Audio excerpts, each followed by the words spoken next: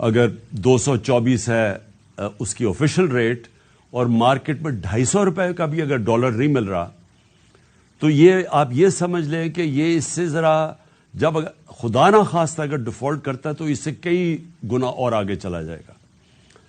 اور میں اس لیے اپنی قوم کے سامنے یہ بات آج کرنا چاہتا ہوں کہ یہ جو ہمارے اوپر چوروں کا ٹولہ مسلط کیا ہوا ہے ان کو اس چیز کی فکر نہیں ہے، کیونکہ ان کے جو لیڈران ہیں انہوں نے 30 سال سے اس ملک سے پیسہ چوری کر کے ملک سے باہر لے گئے ہیں. ان کی اربوں ڈالر کی جائیدادیں اور پراپرٹیز باہر پڑی ہوئی ہیں. اربوں روپے نہیں، اربوں ڈالرز کی ان کی پراپرٹیز باہر پڑی ہیں. 30 سال سے پیسہ چوری کر رہے ہیں. حدیبہ پیپر مل جب پہلی دفعہ سامنے آئی تھی تو تب لوگوں کو اندازہ ہوا تھا کہ کس طرح یہ شریف خاندان جن کا فرنٹ مین تھا اسحاق ڈار، جس نے 2025 اپریل میں 164 کا بیان میجسٹریٹ کے سامنے لکھوایا تھا.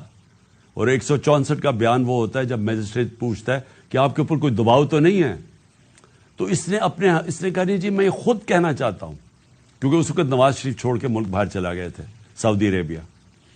اور اس میں اس نے بتایا کہ کیسے وہ شریف خاندان کا پیسہ اس ملک چوری کا پیسہ تھا اس ملک سے لانڈرنگ کر کے یعنی غیر قانونی طور پہ باہر بھیجتا تھا. اور پھر کیسے ادھر وہاں ایک کوئی قاضی فیملی تھی، ان کا نام بھی بینک اکاؤنٹس بتائے، اور وہ پھر کیسے اس پیسے کو واپس پاکستان ریمیٹنسز کے نام پہ بھیجتے تھے اور وہ پھر شریف خاندان میں چلا جاتا تھا. تو یہ تو پیسہ جو پاکستان آ جاتا تھا، جو پیسہ پاکستان نہیں آتا تھا اس سے پھر بڑے بڑے مے فیئر میں اپارٹمنٹس بھی لیے گئے، پھر ہائیڈ پارک میں بھی لیا گئے، پھر آف شور اکاؤنٹس بھی بنائے گئے. تو یہ آج سے 30 سال پہلے سے گیم چل رہی ہے.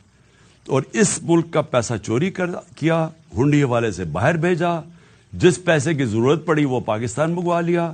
جس طرح شہباز شریف نے ٹی کر کے پاکستان پیسہ جو ضرورت پڑتی تھی کہ کوئی گھر خریدنا ہے، کوئی کچھ کرنا ہے، کوئی وہ واپس آ جاتا تھا، باقی پیسہ ان کا باہر رہتا تھا. اب ان لوگوں کا جن کا پیسہ باہر پڑا ہوا ہے ان کو کوئی فرق نہیں پڑے گا پاکستان ڈیفالٹ کرے گا. اگر ہمارا روپیہ گرے گا تو ان کا تو ڈالر میں پیسہ پڑا ہوا ہے، ان کو تو فائدہ ہے. اس لیے ان کو کوئی فکر نہیں ہے جدھر پاکستان جا رہا ہے. فکر آپ سب کو، ہماری طرح کے لوگوں جن کا کوئی باہر ملک سے انہوں نے میں نے جس نے 30 سال ملک سے باہر کمائی کی تھی اور جو اسی کمائی سے فلیٹ بھی لیا تھا، جو سب کچھ بیچ کے آج اپنے ملک میں پیسہ، جن لوگوں کا جینا مرنا پاکستان میں ان کے لیے